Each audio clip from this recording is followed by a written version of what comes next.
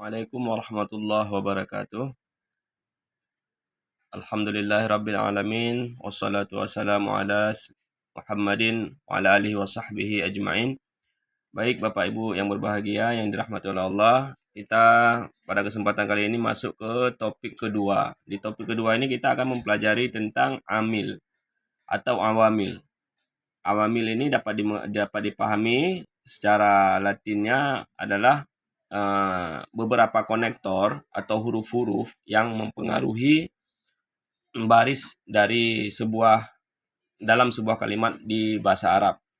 Pada dasarnya bagi yang sudah pernah belajar ilmu nahu khususnya, amil ini sudah dibahas di 13 pembagian dalam ilmu nahu.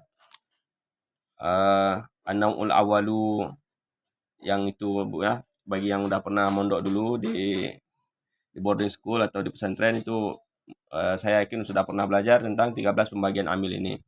Jadi secara garis besar amil ini adalah huruf atau kata-kata dalam bahasa Arab yang mempengaruhi akhir baris dalam sebuah kalimat bahasa Arab.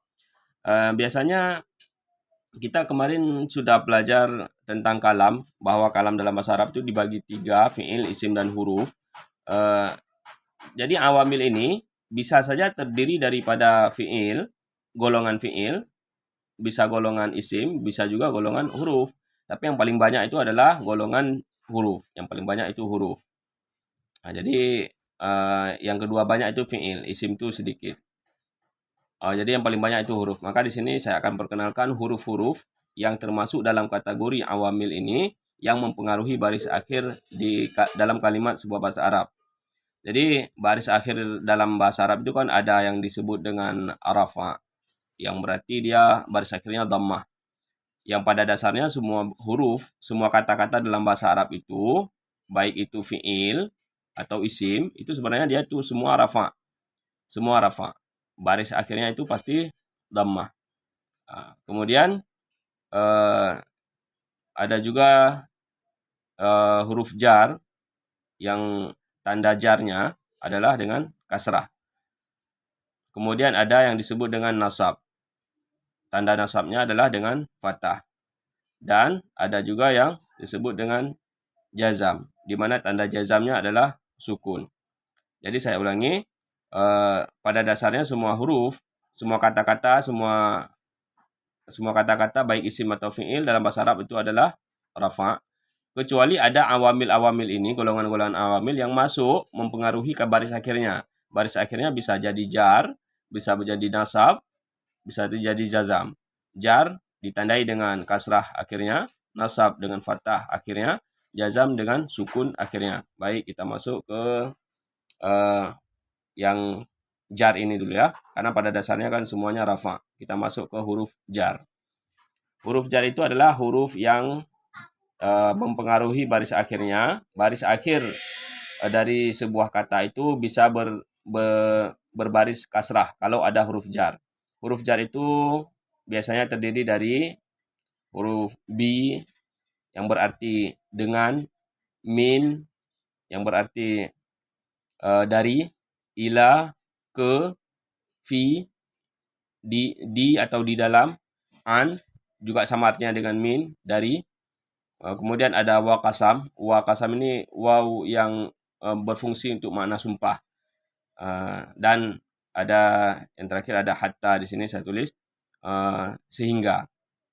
Ini ada banyak ya. Ini cuman yang saya pilih saja beberapa yang sering kita gunakan. Contohnya misalnya azhabu ilal madrasati. Saya pergi ke sekolah. Pada dasarnya al madrasati ini barisnya adalah al madrasatu. Al-madrasatu. Tapi kenapa menjadi al-madrasati? Karena sudah ada huruf ila, di mana huruf ila ini adalah huruf jar.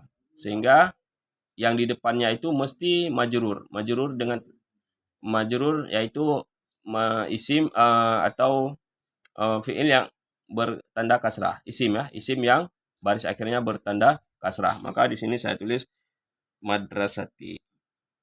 Oke. Kemudian sebagian huruf jar itu berupa zaraf. Zaraf ini kata keterangan, baik tempat ataupun waktu. Ada Misalnya contohnya ada amama di depan, wara'a di belakang, tahta di bawah, janiba di samping, fauqa di atas. Fauqa ini di atas, sama juga dengan ala. Bedanya fauqa ini di atasnya ada spasinya. Kalau ala langsung ya. Contohnya amamal fasli. Pada dasarnya kata di sini fasli ini adalah faslu, tapi karena masuk huruf eh, amama, dia menjadi baris akhirnya fasli kasrah.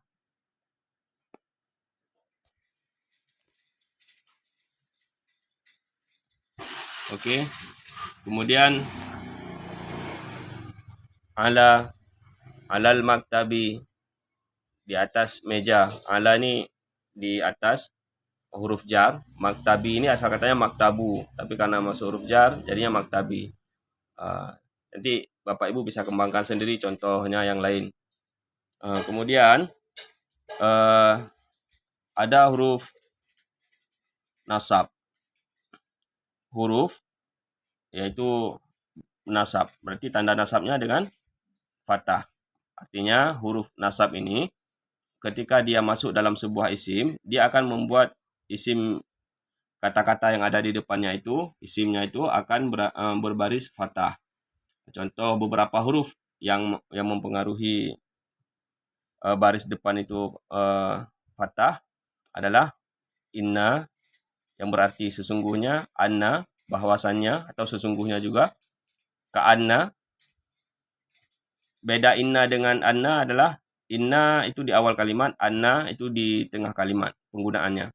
Ka'anna yang artinya seperti, lakinna yang artinya tetapi, laita yang artinya mudah-mudahan. Tapi penggunaan laita ini mudah-mudahan yang mustahil, harapan yang mustahil. La'alla itu juga artinya mudah-mudahan, tapi bisa saja terjadi. Cita-cita yang bisa saja terjadi. Nanti kita lihat contohnya. Jadi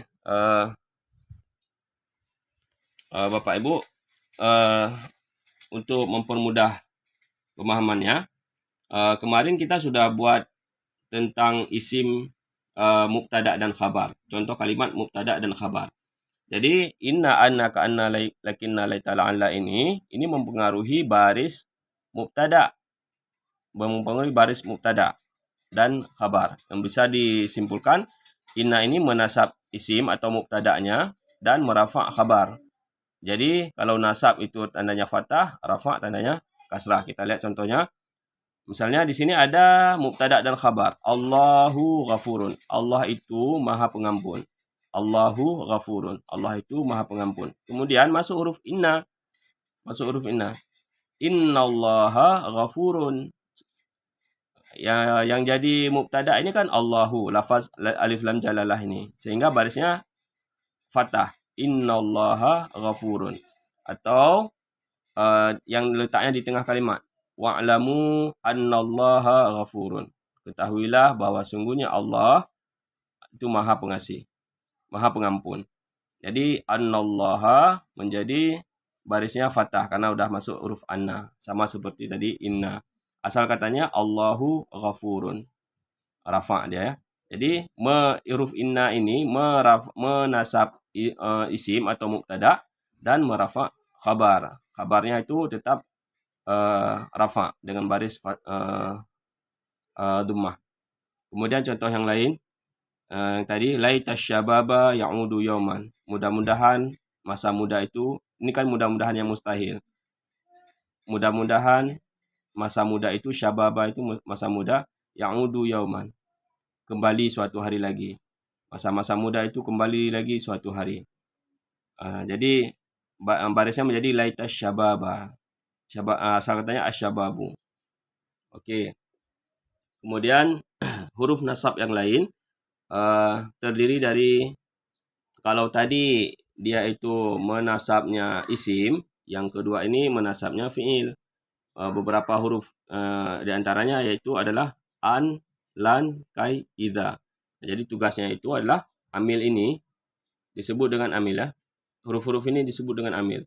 Jadi dari sedikit saya ulangi, huruf B, min sampai di sini kemudian ada zaraf ini, amama, wara'a ini sampai ala ini, kemudian inna, anna, ka'anna, lakinna, laita'ala, ala, kemudian an-lan, ka'iza ini disebut dengan awamil. Nah, di mana tugasnya itu masing-masing.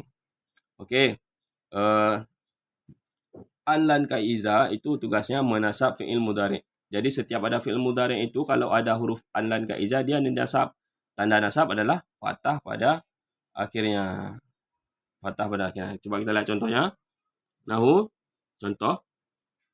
Azhabu ilal madrasati. Saya pergi ke sekolah. Oke.